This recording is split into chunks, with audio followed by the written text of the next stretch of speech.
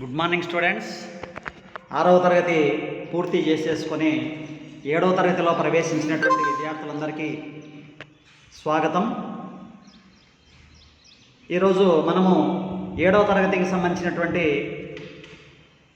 సబ్జెక్ట్స్లలో science సబ్జెక్టుకు సంబంధించినటువంటి విషయాన్ని మనం ఒకసారి డిస్కస్ చేద్దాం.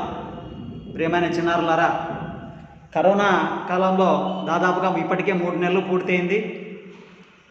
జూన్, జూలై, ఆగస్టు, సెప్టెంబర్ పూర్తి అయ్యి 4వ నెలలో మనం ఉన్నాం. 4 నెలలు పూర్తి అయ్యాయి. September, June, July, August, September పూర్తి అయ్యి అక్టోబర్లో ఉన్నాం, 5వ నెలలో. అయితే ఈ 4 నెలలకు సంబంధించినటువంటి పాఠాలు అనేటువంటిది తర్వాత ఆలోచన చేసినప్పటికీ ప్రస్తుతం మనము ఈ నెలకు సంబంధించినటువంటి పాఠాన్ని మనం చర్చించబోతా ఉన్నాం. అయితే అసలు మనకు 7వ తరగతి సైన్స్లో కవరింగ్ పేజీ ఎలా ఉంది, టెక్స్ట్ బుక్ కవరింగ్ పేజీ ఏ పాఠాలు ఉన్నాయనేది ఒకసారి చర్చించుకొని ఒక పాఠాన్ని బ్రీఫ్గా తెలుసుకునేటువంటి ప్రయత్నం మనం చేద్దాం. ఓకే మై డియర్ స్టూడెంట్స్, ఇప్పుడు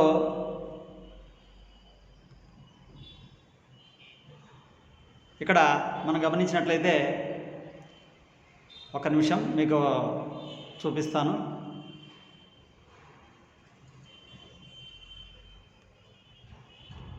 yes,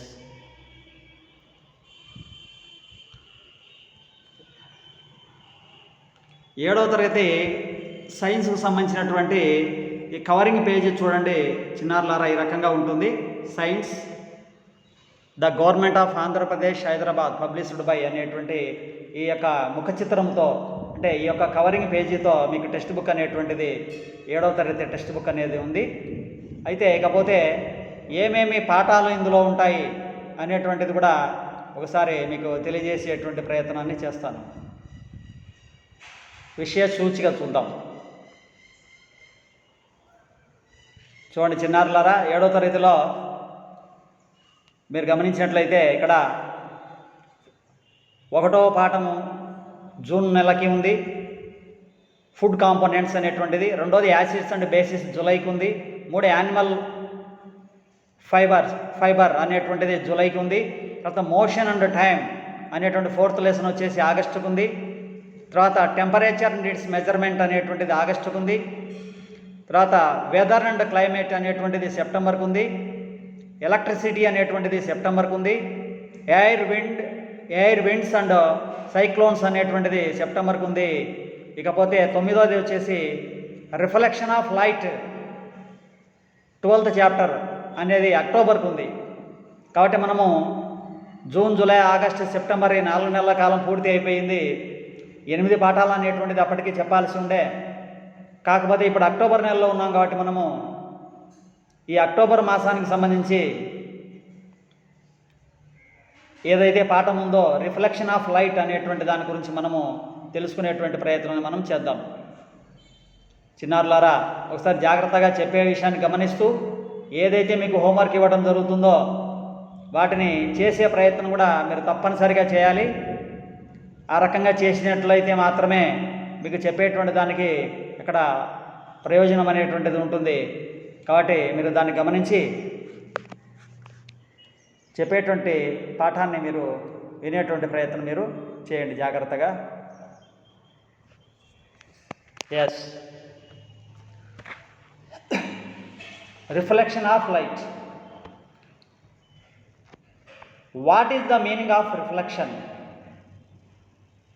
What is the meaning of light? Do you know? Do you have any idea about light? Light means, light is a physical quantity.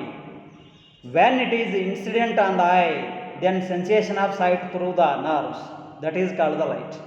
అంటే ఏదైనా లైట్ కాంతి అనేటువంటిది మన కంటి మీద పడి మన కంటిలోని రెటీనాను తాకినప్పుడు, when it is incident on the eye అంటే మన కంటి మీద పడినప్పుడు, then the sensation of sight through the nerves, మన కంటిలోని నరాల ద్వారా దృష్టిని కలగజేసే దానిని మనం కాంతి అంటాం. అయితే ఇందులో ఇంట్రడక్షన్ అనేది మనం చూద్దాం. 6వ తరగతిలో 6th క్లాస్లో what have we learned in 6th class. చూడండి, in 6th class you saw how shadows are formed, నీడలు ఎలా ఏర్పడతాయి అనేటువంటిది మనం చూసాం.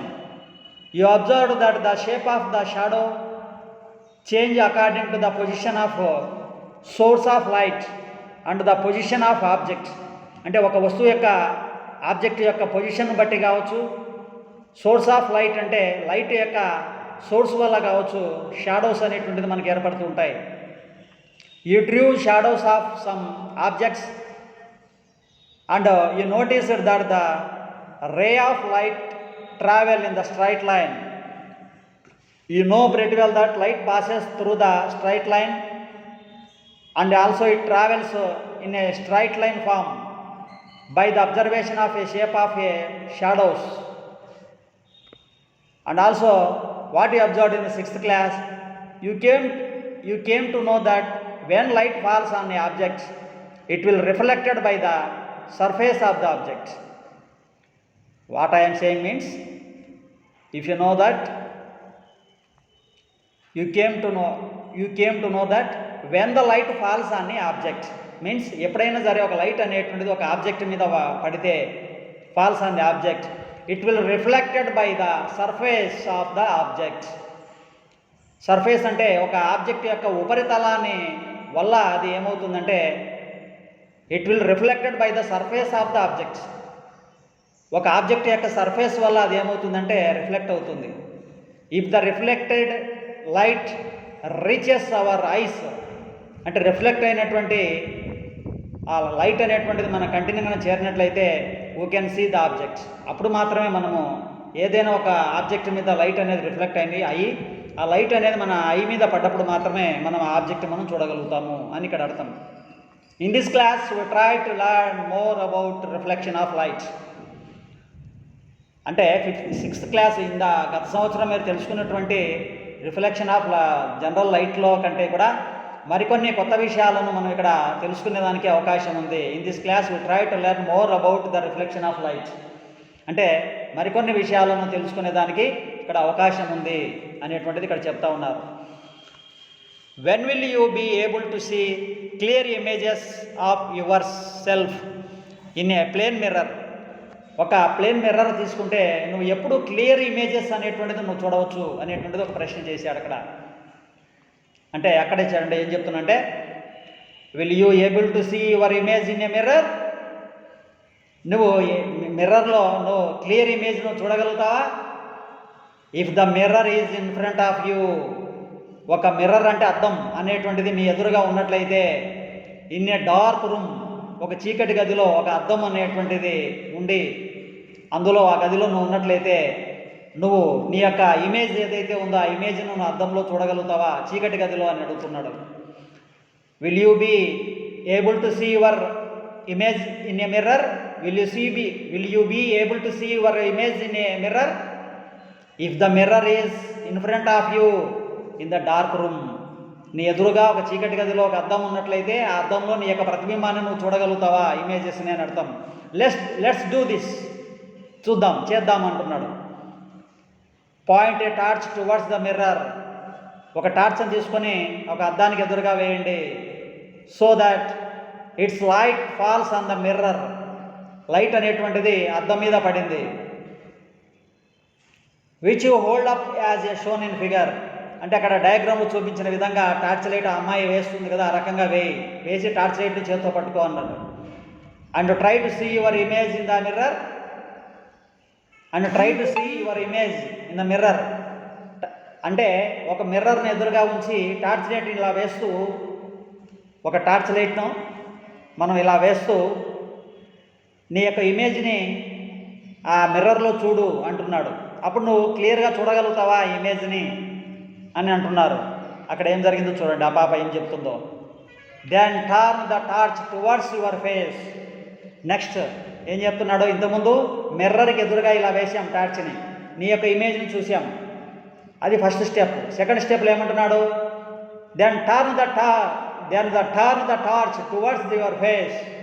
నీ తర్వాత రివర్స్లో నీ వైపు లైట్ని వేసుకొని మిర్రర్లో చూడు అంటున్నాడు.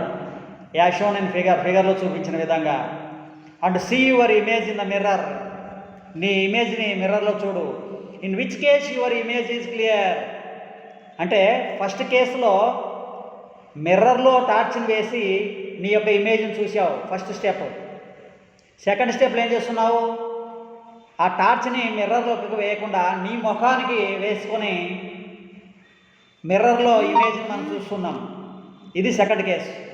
టార్చ్ని నీ వైపు వేసుకోవడం అనేది సెకండ్ కేసు, టార్చ్ని మిర్రర్ వైపు వేయడం అనేది ఫస్ట్ కేసు. ఈ రెండు కేసులలో ఎప్పుడు ఇమేజ్ క్లియర్గా కనపడింది? When you observe in this 2 cases your image is clear. In which case?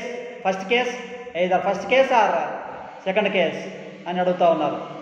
అంటే you will find out when the lights focused on your face you can see your image clearly. ఎప్పుడైతే టార్చ్ని నీ ముఖం వైపు వేసుకున్నావో అప్పుడు మాత్రమే నీ యొక్క ఇమేజ్ని, నీ ఫేస్ యొక్క ఇమేజ్ని అక్కడ మిర్రర్లో స్పష్టంగా చూడగలుగుతావు. You also notice that when the light is focused on the mirror. మనం ఇంకోటి కూడా ఏం గమనించవచ్చు అంటే you also notice that when the light is focused on the mirror. ఎప్పుడైతే లైట్ అనేది మిర్రర్లో ఫోకస్ అయిందో you find a dim image. Dim అంటే బూజురుగా ఉండేటట్లుగా, అంటే కాంతి తక్కువగా ఉండేటువంటి ఒక సరిగా లేనటువంటి ఒక బొమ్మను డిమ్ అంటాం. Dim image of your face in the mirror. డిమ్గా వెలుగుతుందంటే తక్కువ కాంతితో ఉన్న మన బొమ్మని బూజురుగా ఉండేటట్లుగా నీ యొక్క ఫేస్ని ఎప్పుడైతే మిర్రర్ వైపు వేసావో టార్చ్ లైట్ని అప్పుడు నీ బొమ్మ అస్పష్టంగా కనిపిస్తుంది, not clear. Image of the dim image of your face in the mirror. Why does it happen? So ఎందుకు ఆ రకంగా ఏర్పడింది? టార్చ్ లైట్ ఏమో మిర్రర్కి వేస్తేనేమో క్లారిటీగా కనిపించలేదు, టార్చ్ లైట్ని నీ ఫేస్ వైపు కనుక వేసినట్లయితే అది క్లారిటీగా స్పష్టంగా క్లియర్గా కనిపించింది. ఎందుకు ఆ రకంగా ఈ రెండో కేసులోనే సక్సెస్ అయ్యి లైట్ బాగా ఇమేజ్ కనిపించింది? నీ యొక్క ప్రతిబింబం అనేటువంటిది మిర్రర్ వైపు వేస్తే ఎందుకు కనిపించలేదు అంటే లైట్ అనేటువంటిది ఇన్సిడెంట్ అయ్యే దాన్ని బట్టి కూడా అక్కడ ఉంది అనేటువంటిది అక్కడ మనం గమనించవచ్చు. చిన్నారులారా, రేపటి కాలాంశంలో ఈ రిఫ్లెక్షన్కి సంబంధించినటువంటి మరికొన్ని విషయాలను తెలుసుకునే ప్రయత్నం చేద్దాం. Thank you one and all. Thank you my dear students. Thank you.